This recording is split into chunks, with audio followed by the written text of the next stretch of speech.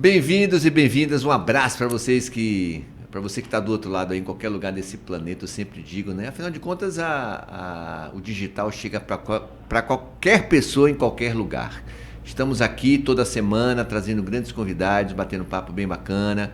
Você pode estar nos escutando, nos vendo aí pelo YouTube do Bahia Notícias, programa Sem Cortes, que tem aqui um apoio do Núcleo de Urologia da Bahia, no Hospital da Bahia, que tem um apoio do Mais Cabelo, essa clínica bem bacana, de terapia e transplante capilar, e Grupo Supreme, Home Care e Eventos. Venha, doutor Ivan Carilho Filho Pinto, aí é gente boa demais, urologista. Tudo bem, doutor? Tudo beleza? Um bom dia, Jeffrey, bom dia a todos os espectadores, bom dia, Igor, aí nos bastidores. Sempre um prazer conversar com você, não é a nossa primeira vez aqui, né? Então já me sinto até um pouco em casa. Tá totalmente em casa. Aqui elegante como lugar, sempre, né? A gente tenta, né? Aqui é um lugar que eu me sinto bem mesmo. E você é um cara, um amigo, né, Jeffrey? Um cara aqui de longa data, que a gente já se conhece. Sempre bom bater o nosso papo aqui para botar nossas ideias em dia, as atualizações em dia, né? Sempre bom falar sobre saúde do homem. Saúde é o que interessa, o resto não tem pressa. Meu querido Igor, um abraço. Esse cara é muito querido, velho. Ele não aparece, mas todo mundo conhece ele dos bastidores, nos dando essa qualidade aqui, as ideias no áudio e na técnica. Doutor, já lhe fiz essa pergunta várias vezes, mas enfim, o urologista atende a mulher também? Certamente. A mulher não tem vergonha de ir para um urologista, não, doutor? No geral, não. O urologista não tem vergonha de atender a mulher, não? Não, de jeito nenhum, sombra de dúvida nenhuma. No geral, o que a gente vê mais, sabe o que é? Homens com vergonha de ir em urologista mulheres. Na Bahia temos poucas. Em Salvador, especificamente, temos cerca de 4 urologistas atuando, né? 4 mulheres? 4 mulheres. 4, talvez uma quinta, mas 4 eu tenho certeza. E, no geral, eu vejo homens, às vezes, com receio de ir em mulher, urologista mulher. Eu falo, rapaz, tá aí, rapidinho, você me deu uma boa ideia. Eu quero uma indicação depois de um urologista mulher para entrevistar ela. Eu vou te passar um contato. Porque deve ser uma entrevista bem bacana, diferente, né? Como o ginecologista não, ginecologista já é mulher. Ginecologista já não atende homem, né? Não, mas é um homem ginecologista atendendo mulher, que também deve ser. Ah, sim, tem muito obstetra, tem muito homem obstetra que faz parte das mulheres, né? Então... ele tá num lugar excelente, ele era uma pessoa maravilhosa, Dr. Luiz Machado. Ginecologista obstetra de toda a família, um querido amigo. Que Deus o tenha. Luiz Machado foi um grande amigo de meu pai. Eles operaram muito juntos. Luiz Machado fez os ultrassons Doppler de minha esposa quando ela esteve grávida, uns 3 anos atrás. E o último ultrassom Doppler que minha esposa fez foi com ele. E um mês depois ele faleceu. Teve aquela notícia horrorosa para toda a Bahia, aí, né? Para todo o Brasil. É verdade. Um querido amigo. Querido. Doutor, esteja num bom lugar. E sim, então existe a mulher urologista. Sim, existe a mulher urologista. Infelizmente são poucos, né? Claro que, como toda a sociedade, em todas as áreas da sociedade, a mulher tem buscado seu espaço, tem alcançado seu espaço, e claro, com todo respeito, com toda a seriedade que tem que ter, né? Tem que existir, né? Não pode mais existir essa divisão de sexo nem nada. E na urologia não seria diferente. As mulheres estão buscando seu espaço, estão alcançando seu espaço, né? Claro que ainda tem como eu falei mais cedo, tem um homem ou outro, ainda tem uma diferença, uma ideia besta de, eu tenho vergonha de ir no urologista mulher. Maior besteira. E claro, homem atende mulheres, como a gente tinha conversado mais cedo. Desculpe, o urologista atende mulheres, né? O urologista trata os cálculos renais, né? Como a gente já conversou bastante. O urologista trata os cânceres da mulher, os cânceres de rim, câncer de bexiga, câncer de uretra. É o urologista que conduz toda essa parte feminina e, claro, as incontinências, né? Mulher, após a cesárea, após um primeiro ou segundo filho, por cerca de lá para os seus 50, 60 anos, algumas vêm a desenvolver incontinência urinária, ou então aumento da frequência de idas ao banheiro, ou mesmo a infecção urinária de repetição, que é uma condição bem desagradável e que a mulher às vezes tem que tomar 3, 4 tipos de antibióticos diferentes no ano. Então, a gente trata de tudo isso aí. Eu ia te perguntar exatamente isso, doutor. 2 perguntas em uma. Por que uma quantidade enorme de idosos com infecção urinária e grávidas? A infecção urinária no idoso, ela se dá por uma série de fatores, né? a obstipação, a constipação, né? O intestino preso, ela propicia que as bactérias do intestino grosso migrem para a bexiga. Isso aí acontece. Então, primeiro de tudo, a gente tem que tratar, a maioria dos pacientes tem que tratar objetivamente o intestino, né? O intestino tem que ser tratado. Nesses pacientes com infecção urinária de repetição diagnosticado, né? É importante também a gente passar certas orientações, né? Por exemplo, após o ato sexual, é importantíssimo urinar. Terminou o ato, o coito ali, já vai urinar, já vai fazer seu xixizinho para todas as bactérias ali do introito ali saírem, né? Saírem no vaso sanitário, no xixi, né? Mulheres usarem roupas leves, não ficarem usando essa coisa de creme vaginal, sabão demais, né? Lavagem, duchinha, isso tudo altera demais a flora vaginal. Mulheres que entram na menopausa tendem a ter uma maior incidência de infecção de urina, porque altera a flora bacteriana da vagina, né? E por isso sempre que a gente pega um paciente no consultório, cada paciente é único, né? A gente precisa conversar, precisa saber a história clínica, a idade, se está na menopausa, se está constipado, como é que está a higiene. Tudo isso precisa ser pormenorizado para a gente tratar uma infecção urinária de repetição como um todo, né? Eu estou dizendo que eu não, assim, não tem nada script, não tem um script, né? Não tem, vou perguntar isso, porque as perguntas vão acontecendo e as ideias vão aparecendo também. Doutor, eu queria saber do senhor o seguinte,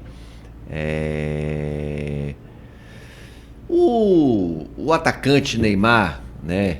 Recentemente a notícia se espalhou no Brasil e tal, que ele, né, com uma festinha com as moças lá e tal. Aí uma delas disse que ele transou com duas, que ejaculou no rosto. Aí uma foi pro banheiro, pegou o esperma do rosto e vai engravidar. O que é história nisso, doutor? Existe alguma possibilidade? Eu me lembro perfeitamente. Muita gente falava o seguinte: quando você tiver algum tipo de relação com o preservativo, jogue fora, porque a mulher pode pegar o preservativo com o esperma. Enfim, isso tudo é um fake news ou existe? Ou tem algum fundo de verdade, doutor, em relação a isso? Olha, é muito difícil, viu? Impossível eu não vou dizer que é. Por quê? O ejaculado, querendo ou não, tem espermatozoides ali, né? E a gente... o que precisa ser feito? Tem que ser algo muito imediato, né? A pessoa pegou ali aquele conteúdo, já vai no banheiro rapidinho e já põe. Tem que dar sorte também dela estar no período ovulatório, né? E aí a coisa acontecer, né? E ela conseguir introduzir lá no colo do útero. Assim, são uma série de fatores que tem que dar muito certo para acontecer. É raro, é difícil, muito difícil. E nesse caso de Neymar aí, nesse caso dessa mulher aí... Que absurdo, né? Não, a mulher quer aparecer. Claro que não tem como botar a mão no fogo por ninguém, né? Até porque vai saber se Neymar não teve uma relação com ela antes, ela disse que está grávida. Mas pela temporalidade que ela passou, né? Que foi uma semana depois, eu acho que ela noticiou que uma semana depois ela estava grávida do incidente lá com o Neymar. Uma semana depois ela não vai estar grávida, né? Não vai. Ela quer aparecer, ela quer merchandising em cima dela, enfim. Eu acho que ela quis muito mais holofote do que gravidez de Neymar propriamente dita. Mas, como eu falei, né? Graças a Deus, vai saber se ele já não tinha tido um ato antes, se teve outros parceiros. Né? Vou te fazer uma pergunta para ver se eu consigo fazer uma outra pergunta. Confusão das eu fiz agora. O urologista, ele atende que região, doutor? O senhor falou de intestino aí. É assim, o intestino está muito próximo da bexiga, né? Eu falei do intestino porque, na verdade, o intestino a gente tenta tratar, mas não geralmente encaminha para o gastroenterologista, para o proctologista, quando o paciente está constipado, né? Mas o urologista trata das vias urinárias, né? Dos rins, bexiga, ureter, de ambos os sexos e do sistema genital masculino, sistema reprodutor e genital masculino, né? Sistema reprodutor e genital feminino, quem trata é a ginecologista, né? Ok. O senhor pode falar alguma coisa a respeito da cirurgia que o Bolsonaro fez intestino também e tal? Bolsonaro é um caso complexo, né? Infelizmente, rapaz, aquele atentado da facada... 4 cirurgias, né, doutor? Isso aí acontece mesmo. O que o Bolsonaro está passando realmente é uma situação difícil, é uma situação grave até porque... Qualquer ferimento que a gente tem no intestino, o intestino pode fazer bridas, né? O que aconteceu com ele ali? Ele passou por 2, 3 cirurgias e as primeiras cirurgias devem ter tido pequenos ferimentos no intestino, né? Que às vezes quando a gente costura esses ferimentos, eles grudam na parede da barriga por dentro, né? E aí isso quando gruda pode fazer acotovelamentos, pode fazer bridas, né? Os acotovelamentos das alças. Então imagine que com a alça de intestino é um cano, né? É um cano. E com a parte desse cano receber um remendo. Esse remendo ele pode cicatrizar de uma forma que se feche, né? E ali aquela luz ali do remendo do cano pode se fechar e ocasionar essas oclusões intestinais que ele tem passado, né? Ele é um caso aí, a gente vê pela mídia aí que ele foi operado novamente, teve 11 horas de cirurgia, né? Então, assim, deve ter sido algo muito minucioso. Se houve abertura de novas alças de intestino, isso pode gerar novas bridas lá na frente. Realmente é um caso grave, né? É um caso, infelizmente, aí que a gente não sabe como é que pode evoluir. O organismo, a pele, doutor Ivan, ela suporta muito tempo esses cortes no mesmo local? Depois de alguns, assim, a última cirurgia dele, acho que tem mais de ano, né? Então, assim, após muitos meses, após pelo menos 4 meses de uma cirurgia, assim, o organismo já cicatrizou ali bastante coisa do que já foi operada a última vez, entendeu? Então, após 4 a 5 meses, já foi cicatrizado 90 a 95% do último trauma, né? Do último trauma ou última cirurgia. Então, sim, só que, como eu falei, às vezes a cicatrização, por exemplo, uma alça de intestino dessa que sofreu um traumazinho, ela pode cicatrizar fechando, né? Pode cicatrizar de uma forma de que a luz da alça ali, a luz do cano ali se feche e provocar esses quadros de oclusão, né? Então, é difícil prever. A verdade é que é difícil prever.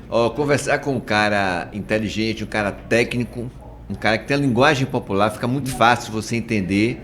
Você que está do outro lado aí, né? É um professor. Eu sempre digo que o Sem Cortes, não, querido Igor, aqui é uma aula, aqui é uma sala de aula que você aprende. Tem a nossa máquina aqui que você pode escrever também. Quem não fez, na minha época, uma aula de datilografia, não sabe o que perdeu. Vamos lá, doutor. Sempre é bacana a gente estar entrevistando pessoas que, principalmente quando se tem temas voltados à sua área, né? Recentemente a gente teve, lamentavelmente, o falecimento de Leandro Domingues, um craque de futebol do Vitória. Nosso Vitória. De outras equipes, que faleceu em virtude de um câncer nos testículos. Queria que o senhor explicasse, doutor, como é que aconteceu isso? Como é que acontece? Tem sinais? Infelizmente, nosso craque aí, né, padeceu de uma forma breve, de uma forma muito precoce, anos, né? 42 anos.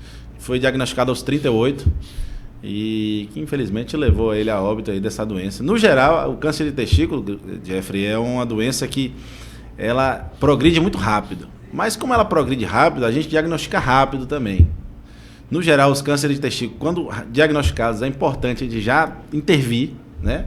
Já internar o paciente ali, já ver que tem uma suspeita, internar e intervir, porque é uma doença que prolifera muito rápido. Em 2 semanas a coisa já pode ter espalhado para o organismo, né? Caramba. E pode ser o que aconteceu com ele. O testículo estava ali, às vezes cresceu devagarzinho, ele não notou. Então como é que nota, doutor? Que sintomas tem? Atualmente a gente tem até uma recomendação de o homem fazer o autoexame, né? O homem sentir seus testículos. A gente comenta isso em consultório, que assim como as mulheres fazem a palpação das mamas, né, que é orientado para prevenção do câncer de mama. O câncer de mama é muito mais incidente, aparece muito mais... É o mais incidente da mulher, né? O câncer de testículo não é tão incidente. É raro, vamos dizer que é raro, sim. Mas como ele chega de uma forma tão avassaladora, a maioria das vezes, a gente orienta o homem a pelo menos uma vezinha na semana ou no mês palpar os testículos, sentir a anatomia deles. Se tiver qualquer dúvida relacionada à anatomia do testículo, é importante ir no urologista para conversar e saber o que é o que, né? Porque às vezes o paciente palpa o testículo e diz, doutor, eu estou com alteração, estou com uma minhoquinha aqui no testículo, e na verdade é um epidídimo ou uma alteração benigna, que na maioria das vezes né? São alterações benignas, mas quando a pessoa pega no testículo e vê que tem uma alteração, uma dor, um aumento súbito, aí tem que procurar ajuda médica de imediato, não pode esperar, né? No caso de Leandro aí, eu acredito que deve ter demorado a ter um diagnóstico concreto e que infelizmente quando foi diagnosticado talvez já esteja, a doença já estava num estadio muito avançado, né? Com metástases para barriga, para pulmão, e aí a gente tenta lançar a mão. Na maioria das vezes é um câncer que responde bem à quimioterapia. A quimioterapia é uma excelente ferramenta no câncer de testículo, mas que infelizmente a gente não consegue, por vezes, tratar todos, né? Então você tem que estar fazendo suas revisões, você tem que estar fazendo para buscar os médicos, para pelo menos uma vez por ano, né, doutor? Eu recomendo aí até os 40, homens especialmente, fazer uma consulta a cada 10 anos. Então, do 0 aos 10, fazer uma consulta, dos 10 aos 20, e pelo menos uma vez, né, para ver se está tudo bem. Dos 20 ao 30, uma vez, dos 30 aos 40, uma vez, a partir dos 40, e pelo menos uma vez por ano, para fazer uns exames de sangue. Não necessariamente a gente vai fazer exame de toque. Exame de toque, sim, a gente começa a partir dos 50, em pacientes sem fatores de risco. Mas a partir dos 40 a gente tem que começar a conversar de uma forma mais rotineira, né? Por falar nisso, doutor, como é que foi o retorno? Como é que foi? Porque vocês, especialistas, devem ter uma ideia de como foi o Novembro Azul, né? Que é relacionado à prevenção do câncer de próstata. Tem aumentado, não tem? O que é que o senhor pode falar a respeito disso? O Novembro Azul é sempre uma importante ferramenta, porque acontece muitos mutirões, né, em que a gente consegue fazer um rastreio em grande parte da população, populações carentes, né, tem muitas campanhas em subúrbios, né, em regiões mais carentes, e sem dúvida a gente tem tido mais diagnósticos, especialmente porque a gente tem ferramentas que chegaram ao alcance de todos, né, especialmente o exame de sangue do PSA, que é um exame barato, um exame de sangue, um exame que você vai pegar uma seringa e coletar um sangue e o exame vai estar ali pronto em poucos dias. E também porque a população está ficando mais idosa, né? Nossa pirâmide aí etária está ficando cada vez mais idosa. Então, o câncer de próstata, um dos fatores de risco é a idade, é a avançada idade. Quanto mais os anos passam, no homem, especialmente acima de 50, aumentam os riscos de desenvolver o câncer de próstata. Claro que em pessoas com histórico na família, pessoas negras e pessoas que quanto mais os anos passam, esses são os principais fatores de risco. Obesidade também tem sido considerada um fator de risco para câncer de próstata mais agressivo, né? Então, é mais um fator de risco que a gente considera, né? Então, pontuar os 4, né?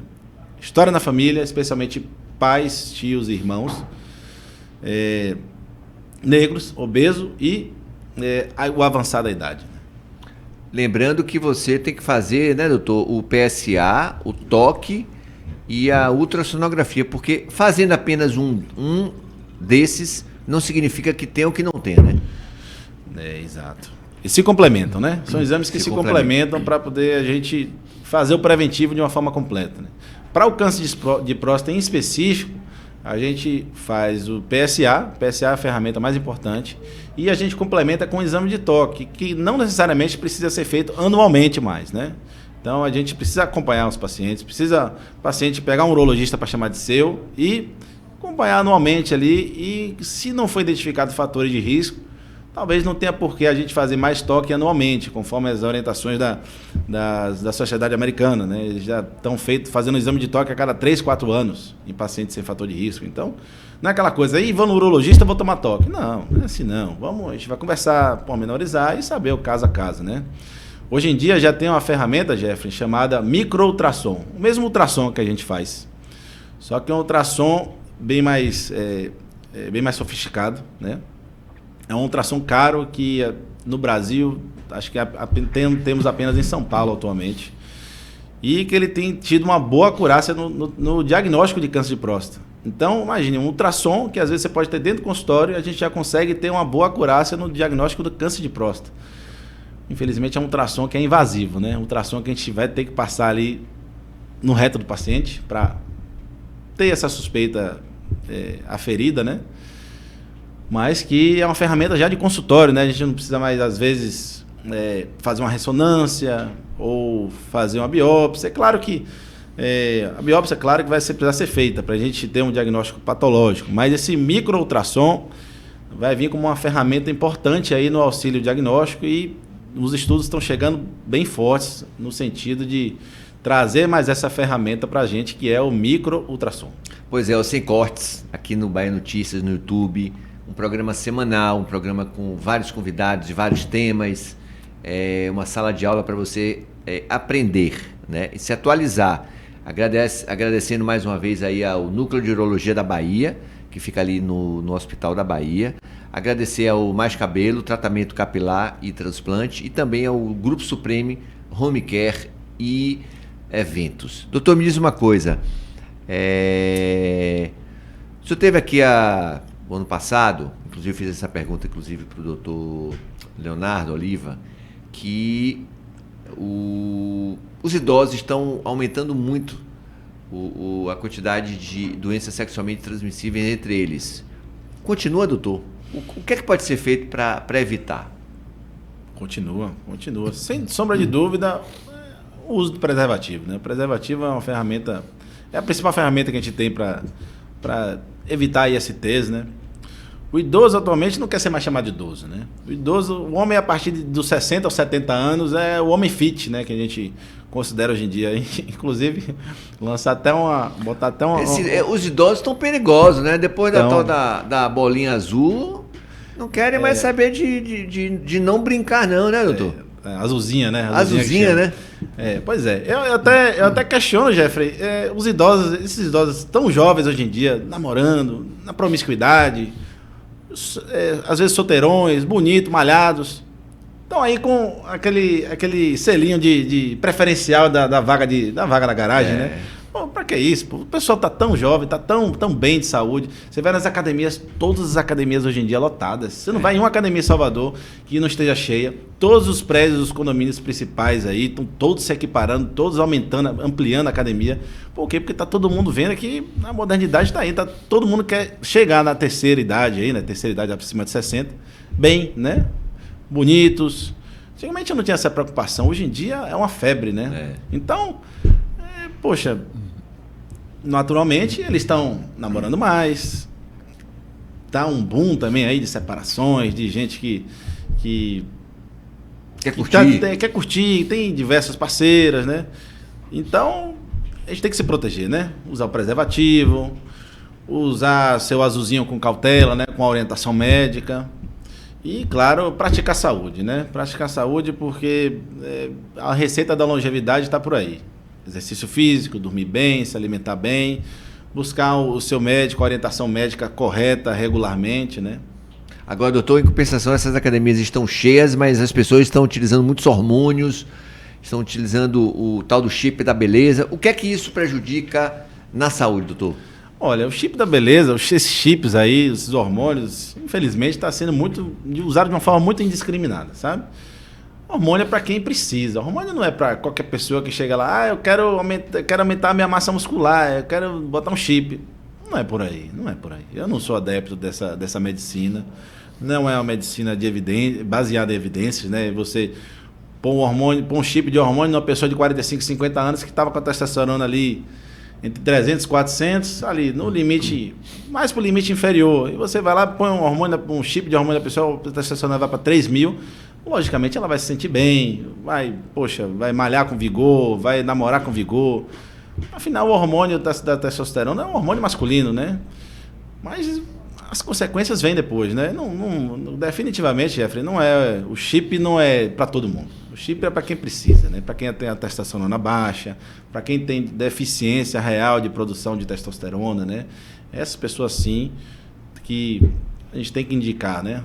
A colocação dos chips. A gente vê casos e mais casos aí de malhadores, de pessoas que utilizam esses hormônios morrendo, né, infartando bem cedo.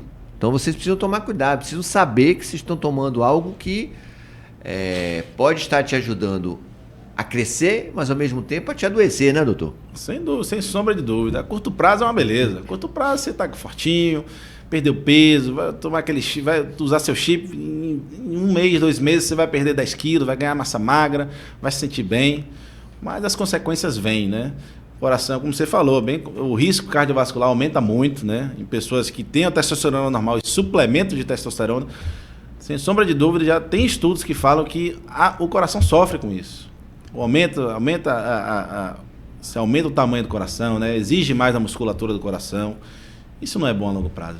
Doutor Ivan, me diz uma coisa, em relação ao homem, quais são os maiores cuidados, os principais cuidados que precisa se ter nos órgãos, Na região masculina, doutor? Bom, na região masculina, assim, claro que uma boa higiene, né? Eu friso isso desde a criança, né? O urologista também atende criança, né, Jeff? A gente Isso, falou de mulher. a partir de que idade, doutor? A partir do iníciozinho da vida já, dos 2, 3 anos. No geral, a pediatra, né? Que atende a criança ali, vê alguma alteração, encaminha para o urologista. E o urologista já atende a partir, às vezes até no primeiro ano de vida, né? Em casos de crianças que o testículo não desce para a bolsa, às vezes tem que fazer cirurgia, né? E, claro, anomalias diversas de nascença, que às vezes a criança nasce, que a gente precisa já fazer cirurgias já nos primeiros dias de vida. Mas são casos raros, né? Mas, no geral, Jeffrey, a orientação que a gente passa para o homem, né? Para os cuidados com a sua genitália, sem sombra de dúvida, a gente ter uma higiene rigorosa, né? Às vezes... Importante a fimose aí, né? Fazer a fimose, né? Olha, o homem... Eu fiz até uma postagem recente no Instagram falando disso. Que os portadores de excesso de pele ali na cabeça do pênis não necessariamente precisam operar, né? Precisam remover aquela pele. Se você consegue ter uma boa exposição e consegue higienizar totalmente, você o homem quando tem a ereção ou então quando manipula o pênis e não tem dor, não tem nenhum desconforto, não há presença de fimose, mesmo tendo aquela pele por cima ali, não tem problema nenhum. E claro que a gente precisa ter uma higiene mais rigorosa, né? O que é a higiene na região do pênis? Eu falo para todo paciente, para toda criança. Toda vez que a gente vai no banho, a gente naturalmente passa shampoo no cabelo, correto? Sim. Da mesma forma na cabeça do pênis. Toda vez que vai no banho, passar um sabãozinho com água ali, todo santo banho. Terminou o banho, você vai passar a toalha para enxugar o cabelo, não vai? Sim. Naturalmente também você vai desencapuzar lá embaixo, enxugar e vida que segue. Essa é uma orientação assim que evita tanto problema em urologia que você não faz ideia. Por que muitas pessoas fazem isso é o que a gente escuta, né? A cirurgia para aumento do pênis. Não tem situações adversas a isso não, doutor? Olha, o aumento do pênis, no geral, é por estética, né? Não, é muito raro um homem ser portador de micropênis, né? Que é um pênis realmente muito pequeno, que é difícil o homem ter uma penetração, né? É vergonhoso para o homem lidar no dia a dia com parceiras ou parceiros, né? Que vai sentir uma condição de vergonha, né? No geral, são pessoas mais gordinhas, né? Que tem um panículo adiposo ali, especialmente na região do púbis, que cobre ali o pênis, né? Mas as cirurgias para estética genital, hoje em dia está tendo um boom disso aí, né? Especialmente o preenchimento peniano, o enchimento de ácido hialurônico, mesmo o ácido hialurônico que as mulheres põem nos lábios, no rosto, para poder preencher e dar um vigor, dar uma beleza maior, rejuvenescer. Tem profissionais que têm aplicado isso no pênis. Tem urologistas em Salvador que têm feito isso. Eu confesso que eu não tenho feito. Não tenho me interessado por uma área estética. O que pega, Jeffrey, é que profissionais não médicos estão fazendo isso também, sabia? Enfim, aí nas redes sociais a gente conta de tudo, né? Mas tem farmacêutica, tem biomédica. E não é seguro você fazer um procedimento dentro do corpo invasivo em áreas que não é da competência da pessoa, né? Doutor Ivan, recentemente a gente vira e mexe, acontece esses casos assim, né? Da mulher foi traída pelo cara, o cara tava dormindo, a mulher foi lá e... Creu!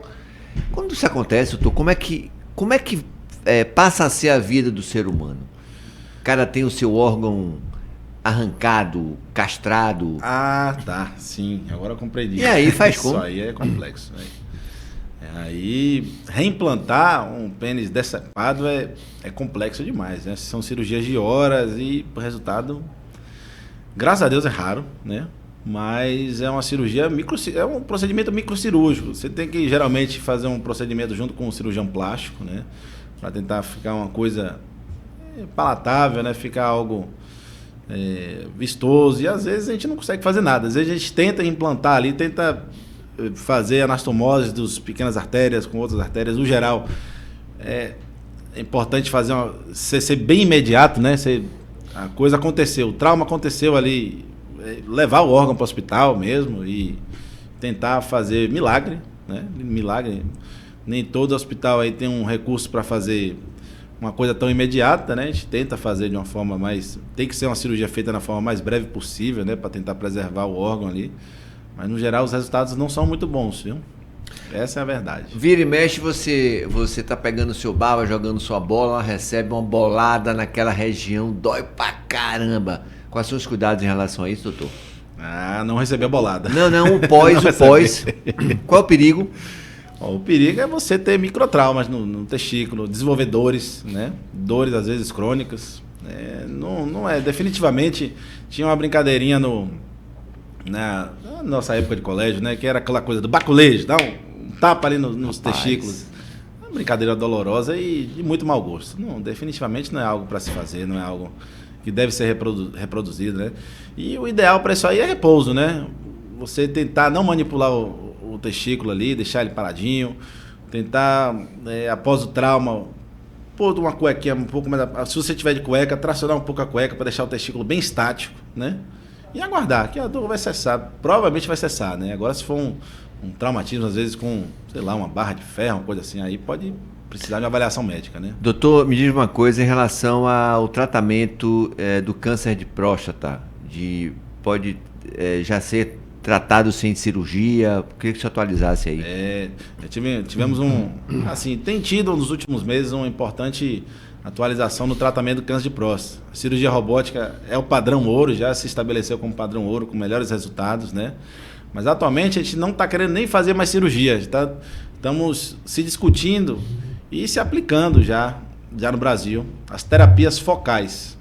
O que são terapias focais? A gente, através de aparelhos externos, a gente ir lá na próstata e, entre aspas, queimar a próstata, né? Queimar uma parte da próstata, a parte doente da próstata, né?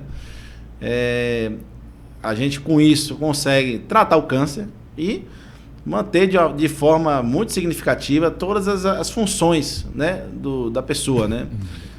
Porque o grande problema do tratamento cirúrgico do câncer de próstata é a gente perder a ereção, né? E perder a continência urinária.